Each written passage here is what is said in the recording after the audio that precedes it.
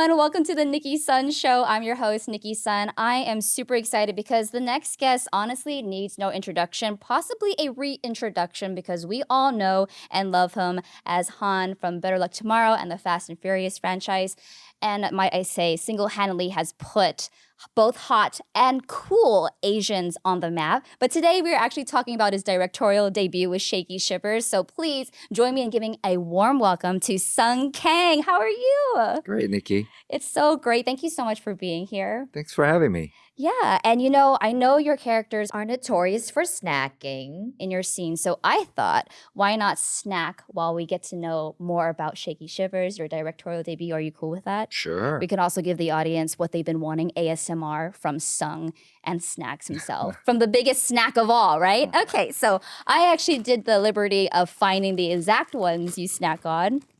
So we'll start with these, and then we'll upgrade to some other snacks as well. Awesome. So these are what you're familiar with, right? Yeah. All right. Can we refresh the audience why you snack in all your scenes?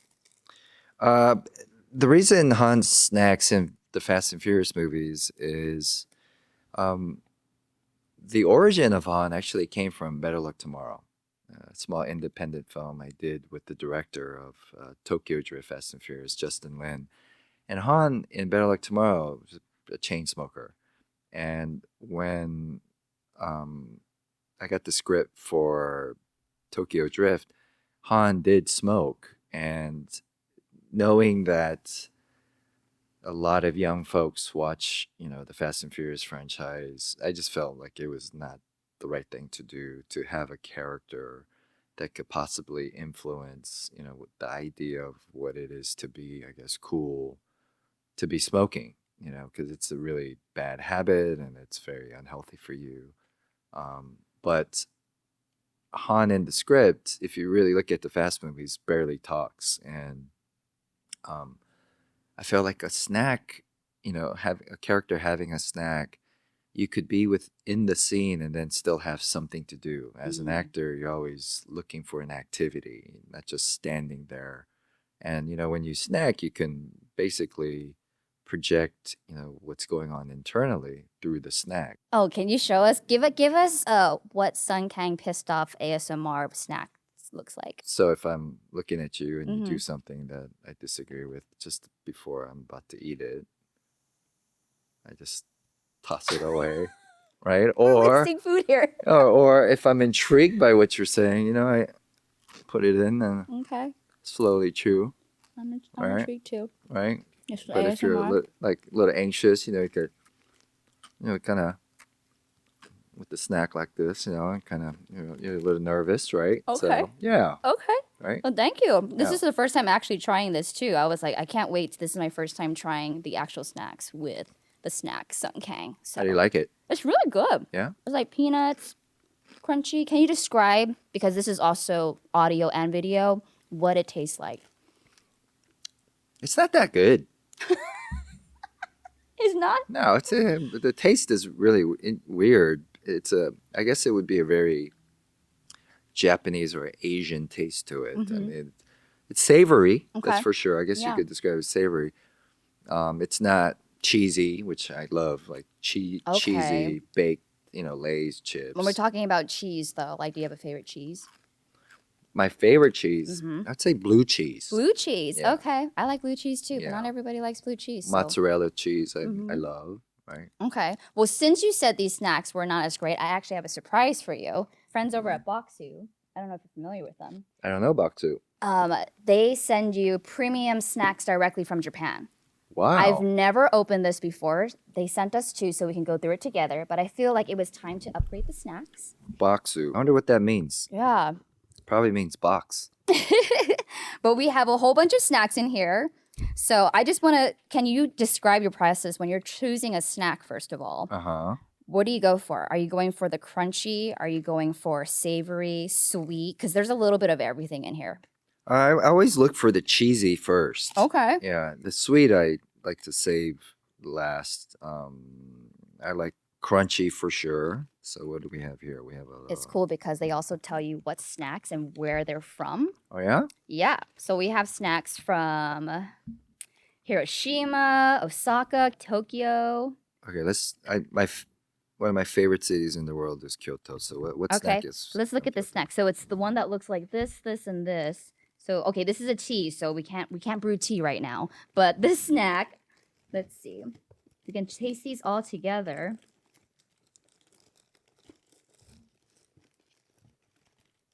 I'm like, I should have I put them. can't find it. I know. Let's see. What is this Is it one? this one? Is it this one? No? It's like a white Is it one. Or is it this candy one?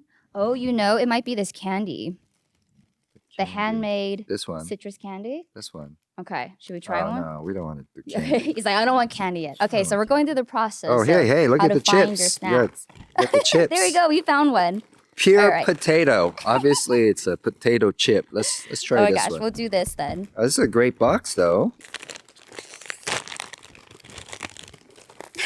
I'm like trying to open this delicately. Wow, you got it open like that. I had to turn mine from the side. Okay. Mmm. Yeah? Wow. This is a delicious chip. You heard it here Truffles. first. It's a truffle potato chip. Yeah. Oh, this is probably very expensive. This is probably like a $30 potato chip. Wow. Wow. Very good. Awesome. Well, I'm Yeah. glad we found a snack that Sung likes so we can continue our interview. But Mmm. going from acting to directing, what made you do that switch? Like, what made you feel like this is my time to go from acting to directing? By default, there's very little opportunity for me, for Sung, as an actor, to play roles that I feel like I can spread my wings as an actor. You know, being in the Fast and Furious franchise is great. You know, it's changed my life, and it gives me access to so many things in the world. But it's yet to quench or satiate that artistic fulfillment as an actor. And as I've gotten older, it's become less about me and what legacy or what am I going to contribute to the world before I leave. And I've had the opportunities to work with some, great directors and filmmakers and be a part of projects that have given me so many tools in my artistic box. And I felt, and I do feel now that maybe this is how I pay it forward. And if my journey in life is not to win an Oscar as an actor, perhaps I can create those opportunities for other folks. And I needed a reason to wake up in the morning because, when you're waiting for the phone call to happen as an actor, and that phone call doesn't happen, your light behind your eyes start to dim. And I don't want to start aging into older life and meet people without, excitement to wake up every day. And as a director, even though this is my first, feature I've directed, every day there was a purpose behind it. And it wasn't necessarily about me and what I wanted. It was about, hey, I have the ability and the opportunity to create a experience for other people's Hollywood dreams, and then to be able to work with actors and actresses that I think also have the similar struggles in Hollywood, but then give them roles that are three-dimensional, give them roles that I would have loved to play, or opportunities in front of the camera that I would have loved. um, and so it was it wasn't easy because you have to grow into this place in your mind where it's not about you anymore. And you know again, I need we all need a purpose, and as a director, I can create those opportunities myself. I can write the script. I can go and raise the little money that you can get for these films, but I can create these opportunities that I've never had and that I yearn for others, Yeah. right? So Yeah. yeah. Well, that's so selfless. And with, Sung, you're like one of the first who really, and I have to thank you because it really has made Asian, like Asian representation in general is just so huge. And to see yourself other than the stereotypes, the caricatures, we had we were able to be cool. We were able to be like hot, you know, it's like you can cast us to be others. But in your time as an actor, what was that one role that you craved to see on the screen, which is now you're directing, you're providing opportunities for that. But what is that role or maybe that movie that you wished we as Asians could have played? Well, there's so many, Nikki. I mean, you go on your Netflix queue or you go to the theater and you see films like, Oppenheimer, or you see, TV shows like Last of Us. And, you know, when you watch it, you go, wow, these, actors get to play such a wide range Mm-hmm. of emotions, and, there's such a great character arc. So it's almost like everything that I watch that does not have our face in it that I yearn to play, and I still yearn to play, Yeah. and they, there is this conversation that things have changed since I've started, and of course it has. Mm-hmm. I think the internet, streaming, the world has become more global. The acceptance of Asian pop culture is very prominent today. However, just speaking for myself, I think people, they get a little like confused that, oh, you're Han in this massive franchise and there must be all these opportunities. But at least I'm speaking for myself, Nikki, is that Yeah. those opportunities are not there. Oh, Of course I yeah. can make a living, right? But many times I ask myself, what am I doing on set? And, Mm-hmm. you know, I feel like, you know, basically they can just find another Asian person to do that. And if it's casting for diversity's sake, it's something that, yeah, it's great and it pays your bills, but it doesn't quench that Mm-hmm. artistic thirst, right? Yeah. That hunger. Yeah. And, I was listening to a interview that Michelle Yeoh did during her Oscar tour at the Hollywood Roundtable, and all of these wonderful actresses were talking about, their approach to the characters and the different roles that they got to play, and went to Michelle. And I love her so much because she is honest and transparent, and it's not sugarcoating like Mm-hmm. even her situation in Hollywood. And she said something in the like of, it's wonderful that you guys get to speak on that issue, that that idea and the notion of, you know, being able to play so many different roles. But for her, it's maybe once in a decade. Yeah. And it made me realize that I'm not alone in my thinking, Mm. and that that is reality. And sure, every decade or so, there's a movie that pops that represents, Asians, I guess, in Hollywood films. But it's, we have a long way to go. And as an actor, I just don't feel like those opportunities are coming. And that's why, by default, by necessity, you know, behind the camera is the only place that I can continue and to keep the light shining behind my eyes and be excited about waking up in the morning, right? Um, Amen. Can I get a chip for that? yeah, Okay, especially cool. this one.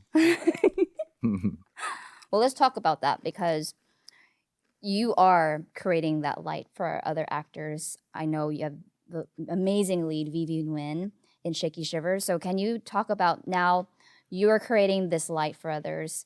Why horror? Like the first one to go into, was that intentional? Like, what made you go? This is the my directorial debut. I'm gonna do like '80s homage to comedy and horror. I didn't think I was going to do a horror movie.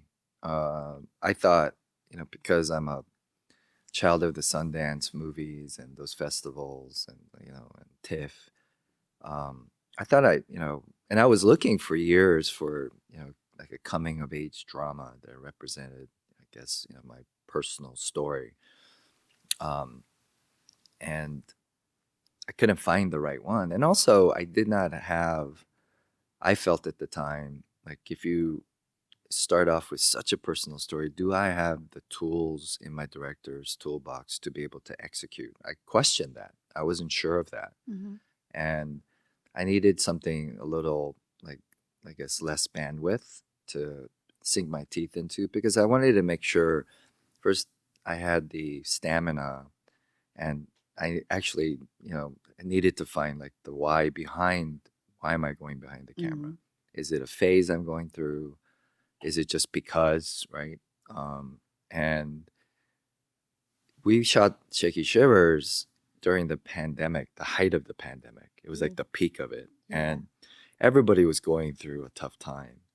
And I knew at that time, you know, I wanted to direct something, but I also didn't want to be sad every day and, and be depressed after, you watch a scene. Like I wanted to laugh, Yeah. and I wanted to share, this experience with some old friends and new friends. And, you know, it was very, I guess, selfish in that part is like I did not want the circumstances of what everybody was going through during the pandemic um, to, you know, be a part of my filmmaking experience, right? Especially Mhm. the first one. And my long term and current writing partner, Anne Strongoni, and his buddy, Andy McAllister, wrote Shaky Shivers with two distinct ethos. One was they wanted to celebrate their love affair for the 70s, 80s, and early 90s practical makeup effects that's being replaced by technology today. Yeah. And they had done a short documentary about this gentleman, Gabe Bartalis, who actually made all the monsters for our film Shaky Shivers.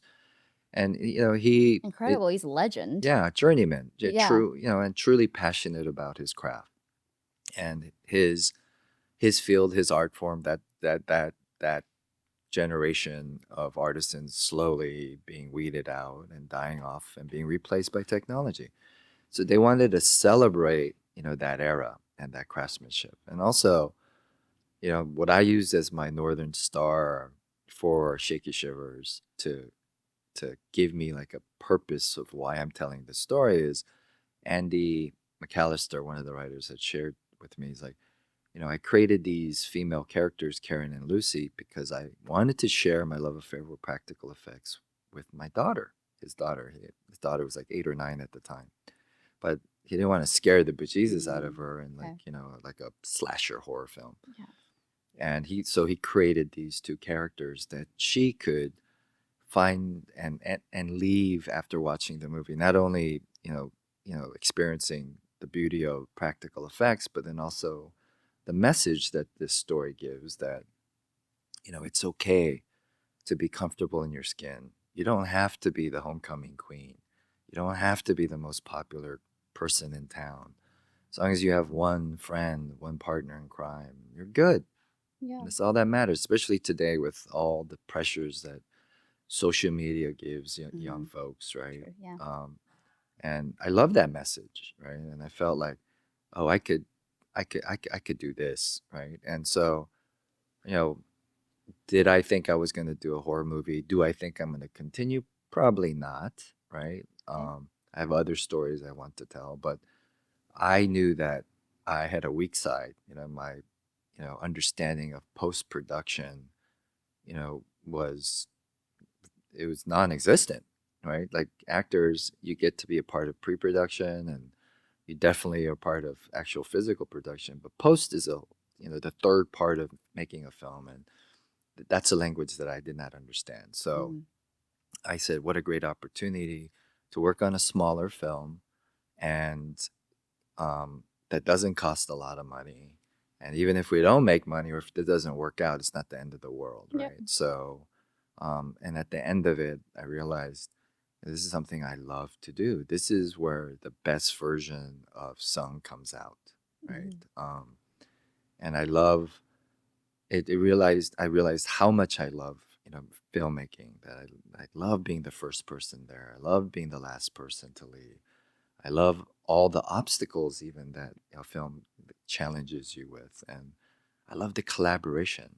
And then I love the twinkle in everyone's eyes when we're doing something or we get some movie magic happening in that scene. And you get to be a part, you get to be a conductor in everybody's Hollywood dream, right? Yeah. So Yeah. So what has been the biggest difference? And it could be funny, it could be a challenging, but going from acting to directing, were there some things that happened on set that you're like, as an actor, I got this, but as a director on a small budget film, I don't get this. And I'm like, wow, like Crafty, for instance, we don't have Crafty, you know?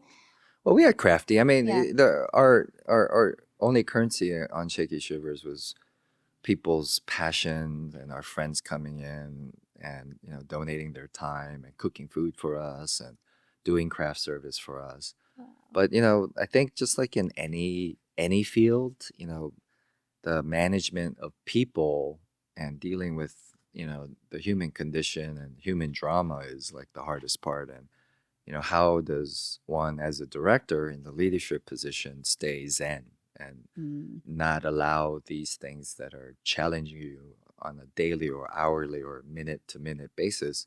How do you not let that energy infect the rest of the people working on the set? I mean, like we had a gentleman that caused so many problems for us, and he was in the film department. I mean, in the camera department.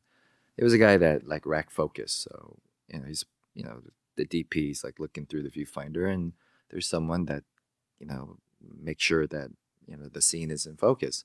mm. But this guy, sweet First guy, AC. yeah, first AC, yeah. Yeah. So this guy's super sweet guy, Mhm. but he was like half an hour to an hour late almost every day. And on a small We film are like getting the this, tea today. I mean, it costs a lot of money. It's Yeah. an hour for a small film like this. I mean, you could, you could be shooting like your third scene for the day, but every day he's like later and later and later. And then we started getting complaints from the different departments because every department had like their own cabin, so everybody roomed together in their own house. And we were getting complaints that the toilets were all clogged up, but anytime people got home, right? And then so at first, thought somebody within their house is like clogging up the toilets, but then um, we found out that this guy was like waiting for everybody to go to work, and then he would sneak into the house because he had everybody's like door codes on this massive email chain, and he was the serial pooper. Oh my So he would gosh. go, he would go and clog up the toilets. And then he's a half an hour late. Like, where were you, man? And he doesn't say anything. Very quiet guy. And then and it got to a point where we're like, where is this dude? So, remember somebody followed him, and then they found out that he was sneaking into people's homes and serial pooping, Oh my gosh. and then the toilets were clogged up every day, and What are in these chips? I mean, I'm liking this, yeah. but But like these are the problems you have to deal with. that's Like, who hilarious. knew? I mean, That's, did that yeah. add a like spooky element though? No, no, no, No. no, no, no, It's no, like no, no. There's nose nothing spooky about that. It's so frustrating because you're like, when I watch the movie, I'm like, oh man, I could have had that one scene that we couldn't shoot because we Yeah. didn't have the time because this guy was pooping, right? So, yeah. Oh, you chip for that.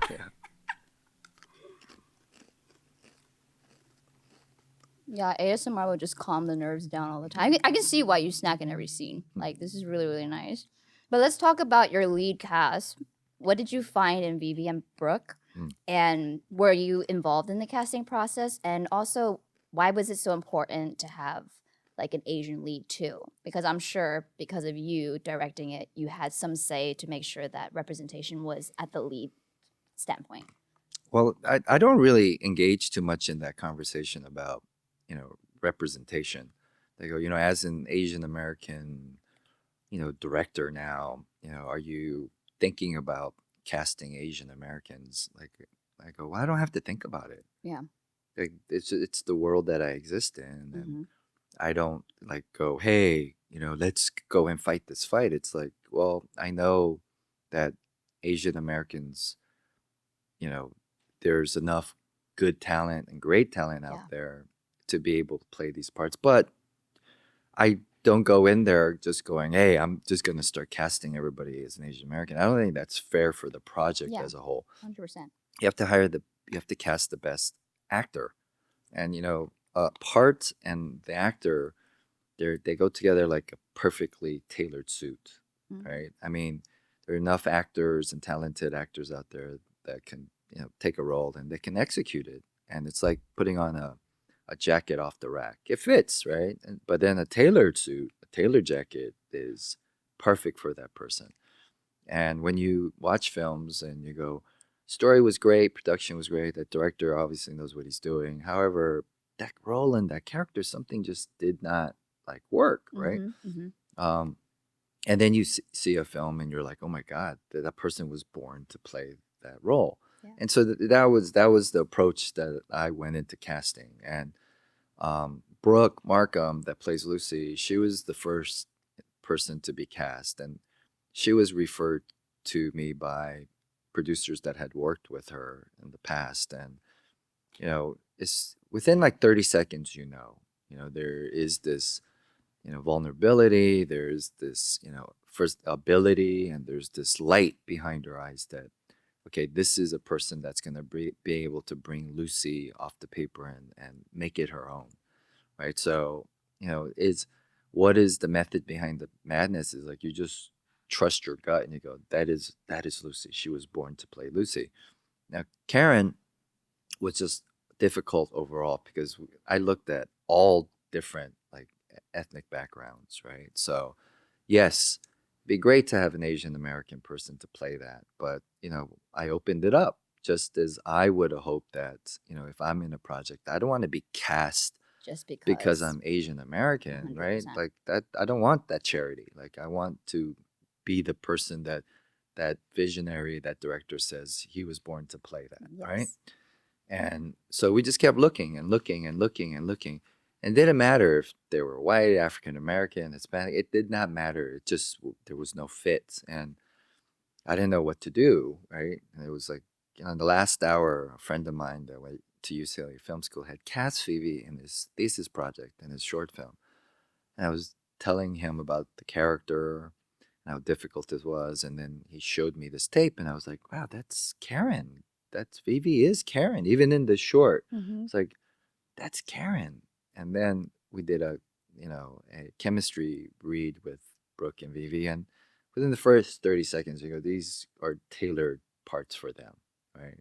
And the rest of it, it's having seasoned actors that actually care about their craft, that call them like real thespians, real actors, not in town just to be famous or go make a Mhm. buck.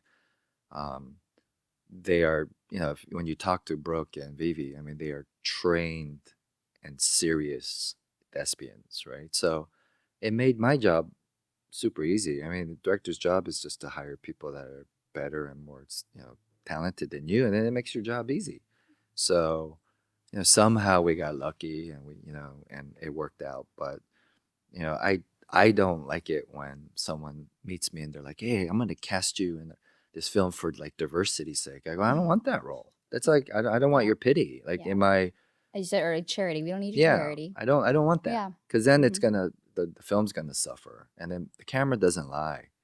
Camera knows, right? And the audience will see that, oh, there was probably somebody better, but he's here for diversity's sake, and I don't want to do that, right? So Yeah. yeah. Well, what has been the most joyful part about directing Vivi and Brooke in their scenes, or even Herschel? Like when he spoke yesterday, I was like, oh, "What a sweet man!" I didn't know if he was that tall or you shot forced perspective. So when he stood up, I was like, "Oh, he really is that tall." But yeah, could you describe the process of you as a director? What was your process like on set? Well, each actor is different. You have to approach each actor differently. Brooke, I don't have to tell her anything. She is trained in Lambda. She comes from Shakespeare background, and she will take the role and just make it her own, Hmm. right? So she shows up prepared. Everything she makes everything her own. So basically, it's just calling action with her. And if you have some questions, like you have the director has to see the forest from the tree, and so like you help her kind of go, okay, this is where you were the moment before, and this is where we're going. But with her, it's super easy, right? And Vivi, I leaned on her because her enthusiasm and her energy is so infectious. She's like, she is like a shining light when you walk into a room, right? Like her love and her appreciation of being on a movie set, right? It's still, I wouldn't call it young, but I would call it it's vibrant, right? And in terms of the work as an actress, again, she's super trained, so there's really nothing for me to do, right? And Herschel, it's interesting. Herschel and I have known each other probably like 25 to 28 years, and he was my Shakespeare tutor, right? So he actually taught me Shakespeare, right, in our theater company. And just because, I think um, he, I think just he needed, you know, I would say, more conversation before each morning started, right? And I think, there's some actors that just want to talk it out. Like, so we would spend like an hour before talking about the scene, where that, character's in the moment, and what he thought about the words. And because he has this love for Shakespeare, like, the word is so important for him. So it's to like go into the subtext and talk about like, what are we actually saying? What are we not saying? What's underneath the word? So, with Herschel, I didn't mind because we have, such like long history, and he cared, right? So, um, yeah, as a director, you realize like, it's I guess it's kind of like being a parent with a bunch of kids. Is that Mhm. each kid you're gonna have to approach them differently. Some kids like talk to my friends that have children, and they go, the daughter, I never have to tell her to do homework, right? Yeah. But her IQ is actually lower than the son that they have to like basically strangle to Yeah. get him to finish his homework, right? Yeah. So, and so it's just I think understanding who and what their cadence is, right? And just kind of being there for them, right? So, Yeah. yeah. How much of a fan are you of horror films? Because I'm gonna come clean. When I was given the opportunity to possibly interview you, like, "Okay, we're gonna watch the film." I don't do horror. I don't do scary. I get scared at the slightest thing. I think I had nightmares watching like Super Mario, the live version, for like 5 years. I was like, oh my gosh. I recruited like a couple of friends to watch it with me. And it wasn't that scary. It was funny. It was well grounded. You got me to really like horror movies again in that way because as you were saying, like there's so many different like horror films now that it's just too crazy. Like I can't stomach that. But can you stomach like horror films? Not the ones of late. The ones from when I was growing up, they they weren't. I think there was still like a filter between you and I think the characters within the film, right? Because I remember there were practical effects, so you knew as soon as you watched it, it was like this is fake, right? Yeah. Where today, with technologies taking over, so you can't tell many times, and I just don't like being scared, right? Mhm. And I don't like gore. I don't like devils and exorcisms and stuff like that. Like I just it's not my thing, right? So films from the 80s and 70s, like I can eat them up all day because to me they're always borderline campy, Yeah. right? Yeah. So, and a lot of times they don't take them so seriously, right? Mhm. Mhm. Um, I think the scariest movie I ever saw growing up was like Exorcist, which is like, I mean that stuff kids should not watch that, right? Yeah. And I think because of that film, I don't like that type of film that makes you have nightmares. I like the campy stuff, like you know, Evil Dead, and they're Mhm. monsters, and Mhm. there's all this crazy stuff going on, but again, there's this gap between like the audience and what's going on, on you know in the movie. So it's like most of the time I'm laughing, Yeah. right? And that's where, I really wanted, Shaky Shivers to be. It's like people say they describe it as a horror comedy, but actually it's a comedy for me Mhm. using the tropes of the Yeah. early horror movies, right? So Yeah, no, yeah. the friendship was just so beautiful to see, and especially from two female perspectives, because we don't see that a lot, as well as a diverse like best friend kind of like buddy comedy horror. So kudos on that. There was a couple things that happened in the scene though. They were talking about things that they were embarrassed by in their high school, and I was wondering if you have any memories of high school or time that you can share that you were embarrassed by. Yeah, Karen talks about her. pooping in her pants, Mhm. right?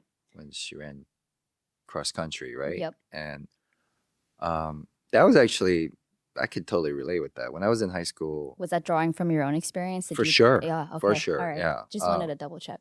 I was in high school, I think sophomore in high school, and Okay. I had the flu, right? And my mom, she still sent me to school. She sent me to school even if I was like, I could have had my leg amputated and I still had to go to school, right? And I was like, it was like, I mean, this was a bad flu, and I Oof. remember, I think I was in like algebra 2 class or something like that, and then I needed to go to the bathroom and to go pee, and I was standing there, and then I sneezed and I pooped in my pants. And Okay. not a What did little you do bit. afterwards? Like Did it anybody was see? Did anybody like hear? Were you just everything. backing Yeah, away? no, no, no, no, no, no. It was, so I was alone in the bathroom, and I'm like, and there's like, it's not something you could just like wipe away. Like it was, I was like, oh my Yeah. God, like Yeah.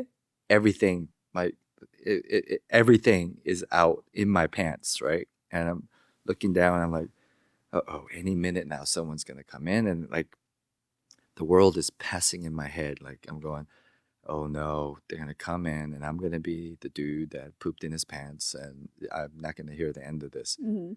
So I took off my underwear and I threw it in the garbage, right? And there's poop everywhere. There's like a whole trail of poop, right? I mean, That's it's how like, specific. Right? yeah, But there it's seems like, to be it's a theme in this diarrhea. interview. It's not even poop, it's diarrhea. It's just it's like a gallon of diarrhea just trailing to the garbage can.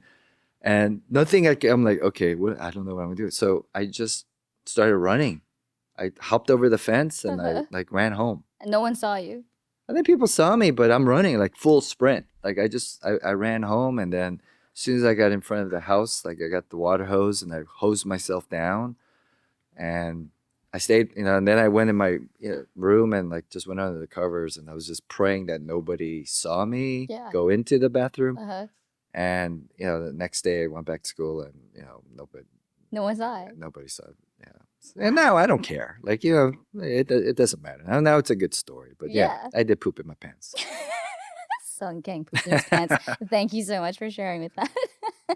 Okay, well, I mean, I guess things are only embarrassing if you get caught, right? But that was embarrassing to you personally. Oh yeah, come Yeah. on. It was like diarrhea in your pants, like in high school. That's like end of your life, man. Right? But you're like, look at you now. Mhm. And then they were talking about Shaky Shivers being the new flavor. Mm. If you were to create your own Shaky Shivers, what flavor would it be? What would be in your Shaky Shivers?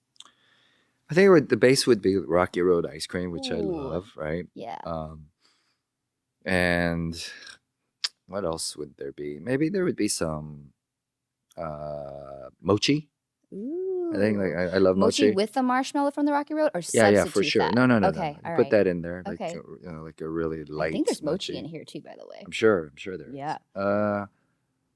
And then just like a really fine, like high quality whipped cream, right? What is high quality to you? It's like a lot of, if it's more dense or it's more like airy. Well, I don't even know how whipped cream is made, so I just know what tastes good, Okay. right? I know, like it would be like a very fancy version of Cool Whip that tells you like I don't know whipped cream at all, but Cool Whip is pretty good, right? Yeah. That's what I was like. So the Yeah. Cool Whip to me is more on the dense side, and then you have the Ready Whip, which is like out of the No, can. that has no. So that's not no, the high that's no quality good. one. No, We're no, talking no, about Cool Whip high quality whipped cream. Yeah, Okay. like premium Cool Whip. Okay. I think I've seen that. There's like regular Cool Whip, and then there's The always a premium premium? version, right? Like the blue label Cool Whip, right? And Probably if not, you need to like organic clean that. milk or whatever, organic cream. I'm sure, it's just an excuse to charge them more money. Yeah. Well, Yeah. let me ask you a question, just, Asian to Asian. Are you lactose intolerant? No, You're not? I uh-uh. am so beyond jealous right now. I don't think a lot of Koreans are lactose. I think more Japanese are. What are you? Oh, I'm Chinese. Yeah, are you? Yeah. You're lactose intolerant? Yeah, I'm lactose, but I wasn't lactose until like 10 years ago. And I could eat cheese as long as I pop in a lactase pill, but even if I do ice cream and cheesecake, I still can't do. Huh. So when I saw Shaky Shivers and it's like ice cream, and I'm like, well, no one on that set is lactose intolerant. Yeah, it seems like more Japanese folks or people that come from Japanese like background or lactose. Koreans, I don't, because most of the Koreans I know, they can put down some ice cream, Yeah. right? Yeah. Okay, so you would go for the Rocky Road. Hmm. Your Shaky Shivers would be Rocky Road, Premium, Cool Whip, Yeah, and mochi. Mochi. Yeah. Okay. Uh, All right. Shaky Shivers by Sun Kang, the ice hmm. cream. Oh, I Hmm. love that. Well, I gotta ask, like, what if I'm allowed to? Because I know we have a whole bunch of things going on in our industry right now. But what is next for you that you can talk about? Well, I can talk about them because the and we're in the height of the strike or right now, and the great thing about the Screen Actor Guild's union, the actors union, is that it's not like they don't want their members to not work. So Yeah. I've been working since we've been on strike because each production that I've been a part of applied to for the interim agreement. So as long as these projects are in line with whatever future negotiations that SAG is fighting for, Hmm. they're okay for their members to go and work on it, right? So I just did a film in Asia with uh, this wonderful Asian American director that I always looked up to, George Huang, who did Swimming with Sharks back in the 90s. And he's he teaches screenplay writing at UCLA currently. And we got to go and collaborate together in Asia and make this this action love story. And so as an actor, I literally just finished that one up, and then I have a non-scripted like world travel show that I'm hosting to talk to people that um, have a connection with cars, but I it's think really you know not. something Yeah, about that. but we don't. I don't really go and talk to them about the cars so much. It's really about what makes them inspiring people because in my experience, I've noticed that when somebody is really great at racing or car building, um, there's something usually very admirable and amazing about them as a person. So, through cars, I've gotten to meet so many amazing people that I admire. I was like, I'd love to, share that side of these people in the car community. And then on the director side, I am ready to, like, I am itching to go and direct another film. So I You got have, the bug. You caught the yeah, bug, the director's bug. So, yeah. what would the next film be for directing? You did horror comedy. Mhm. What's the next genre? The next one is it leans towards comedy. I guess it would be the in a tone of like the original Wonder Years, right? But it's about my childhood with my parents and my sister in the deep South where I grew up in Georgia, Gainesville, Atlanta, Georgia. Georgia. Gainesville. I grew up in Oh, Gainesville. Gainesville. Yeah, it's Okay. small. It's poultry capital of America, so we don't have much going on there. But it was a great childhood, and I'd love to tell that story about my family and that time in the 80s growing up, and then you know being a family, especially a biracial family at that time, like growing up in the deep South, but then laughing at it, and using comedy to address all of the issues that we had to deal with during that time. And it's very personal that I do that movie first because my father, he is, he's getting older and his health is not that great. So I don't know how much time we have left with him. So I'd like to finish that movie before he leaves us.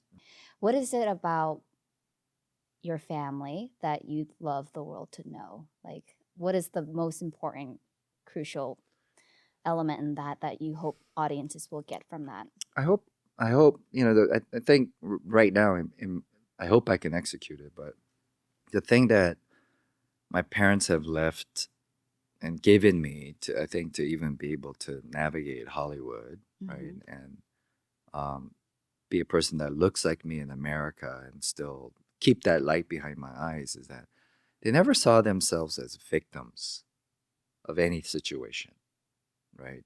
My stepfather is African American, and he marched with Martin Luther King. Wow. He grew up in a time where he would tell me it's like, he had to worry about getting lynched, right? Mhm. But he does not see himself as a victim of anything, right? And my mother finds comedy in every situation, right? And they, you know, they worked hard in their life. There was a lot of struggles, like, and anytime I'm about to start feeling sorry for myself or start blaming the situation or blaming somebody else, I step back and I go, what would they do? And my mother would definitely just laugh at it and make fun of it, right? And then my dad would say, it's like, look, this is life. It's like that is just a part of life. Is like, so what's the solution? You gotta work harder, right? You gotta be the first one there, last one to leave, and as long as you know, and then there's good enough people out there that they will know, and you stick with that. Just keep forging ahead, one step forward. Like to dwell in the negativity and look at the world half empty. It's like, where's that gonna get you? And then when I was younger, I didn't understand it. I'm just like, you know, are you just passive, or why are you so like docile in these situations? But it's like, what is that? What is the point? And it's something that in the worst circumstances, they were able to like rise up and still find like beauty in people and positivity. Like, my dad, he he refuses to talk about and remember and give like the spotlight on people that did him wrong, right? He's like, well, once they take that real estate in your head, that's when they start winning, right? So I hope through this film, I get to share, you know what you know type of music that and cadence that they had in their life, and it was always happy songs. It was like happy days for them all the time, even though if you really look back on it, it was like some really, really tough and difficult days. So, Yeah. yeah. My gosh. Well, can we end on one sweet snack? Sure. Yeah. Your pick. Dealer's choice. Well, not dealer's choice. Let's see. Let's go. Let's see. Ooh, I love this stuff. All right. What is that? The This matcha is cake? a maple cream pancake. Yes. The Japanese stacks, man. I mean, they know how to. I'm gonna try this other one that we were going to open, but you were like, nah.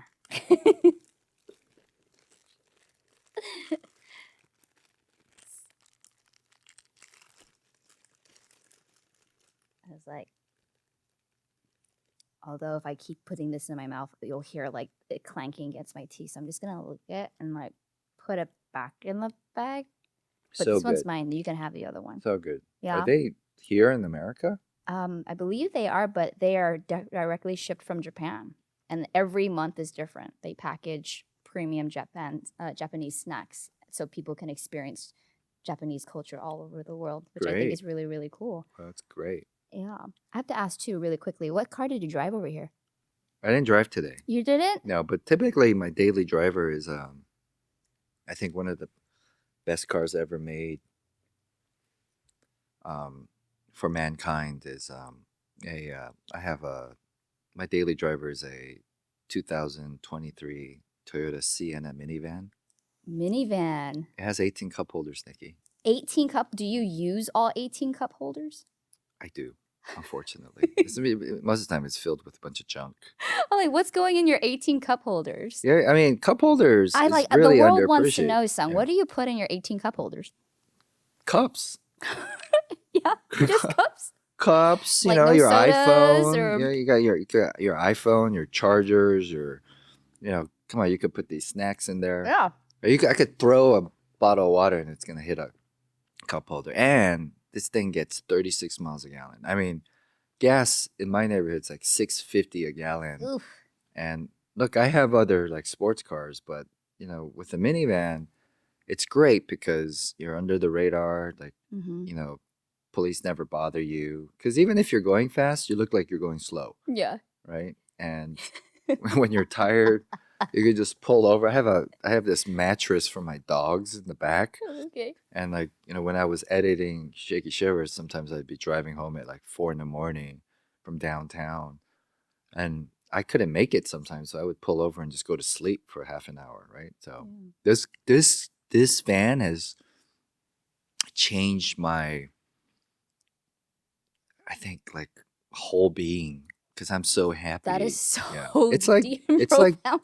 I mean, I think it's one of the best inventions ever created by a human being. Okay. And also Is there a table in the middle? there Can is. you fold down There's the like middle no seat? there's like, there is it's almost like a full table. You could like get in and out and in the box and then you could literally just set it there and it's like a driving table, Oh right? my And goodness. then I don't have this option because it wasn't available. Like the card that I got didn't have this, but there's a vacuum cleaner option. So there's literally you pull out a little hose and for kids like drop in their snacks.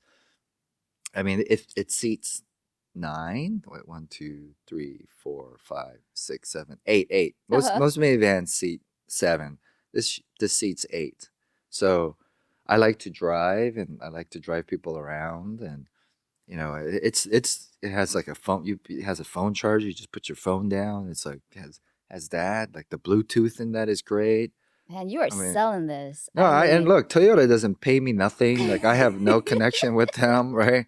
But we're I'm all about to get like all minivans. yeah. I mean, the Toyota Sienna minivan is where it's at. Like you have other cars. Like Yeah. look, you got to have like have your sports car, have all of that. That's all great. But 36 miles a gallon, come on, And a right? minivan Yeah, like I put on in top of gas. that? Yeah, and just it's so smooth, so quiet. No one ever bothers me, right? You don't really have to worry about people trying to like mess up your car or break into your car because what's a minivan gonna have? Like a baby seat, right? So 18 cup yeah, holders. it's the best car, best car. Oh my gosh. Well, I love to end. This is where I ask everybody the question is what do you wish society focused on more? Like, is there something that's been on your mind lately? Like, I wish society talked about this more. Huh. Well, I don't know if it's because I'm getting older, but I used to think I used to think that people got along, especially in America, better. Mm, No matter religion, sex, orientation, politics, I feel like there was still this overall pride of being American. And that was to me, I was like, what that's the American spirit is that it's this acceptance and tolerance of whatever you are and whatever you believe in, we're still on the same team. mm, And I don't feel that as much. And maybe it's because I'm getting older and I'm not in touch with really what the zeitgeist is today. But, you know, it's hard for me to be on social media and even watch the news today. It's because everybody's arguing with each other, and I think if we just listened and it's not about you, right? All the time it's about us, right? And how can we and what can we do to make us better and not you better? It's not just about you, right? But us better. I think that respect and that love affair we had of being American and living in this country, that we would be proud again. It's like when I travel around now, it's like, you know, when you used to say, "Hey, I'm from, I live in LA. I'm from America." It's like, people's eyes would light up, right? Levi's was like, if you had Levi's, it was like, "Wow, that's from America," and not so much, and it saddens me. mm. It really, really makes me sad, and I'm so proud, to say that I'm from America, that I grew up here, that this is who I am. But something is going on. And look, we need to argue, we need to, debate, but at the end of it, we still need to come together and be able to break bread and Yeah. still be able to shake hands and give each other a hug goodbye. Mm. And there's less and less of that. So I just wish, I hope that all of this eventually the dust settles and then, we realize that, hey, man, we're all here in it together, Yeah. right? Because if they lose, I lose. If I lose, you lose, right? So, and I know it's hard, it's like, and I'm not political. Like, I don't, I wouldn't say, and I'm an activist. I don't like to talk about, you know, that. on a personal level to the public, but I do feel like I've had this blessing to be able to play a character like Han in Fast and Furious where I can go anywhere in the world and people feel like they've grown up with me. They feel like they know me. They feel like they They can have a trust me. friend. Yeah. Yeah. And it's beautiful because they don't care what my religion is or my politics are. They don't even care, what my ethnicity is. They just go, "Hey, you like cars, you're a cool dude, you like snacks. We're all the same, Yeah. right?" Yeah. So, yeah. Ugh.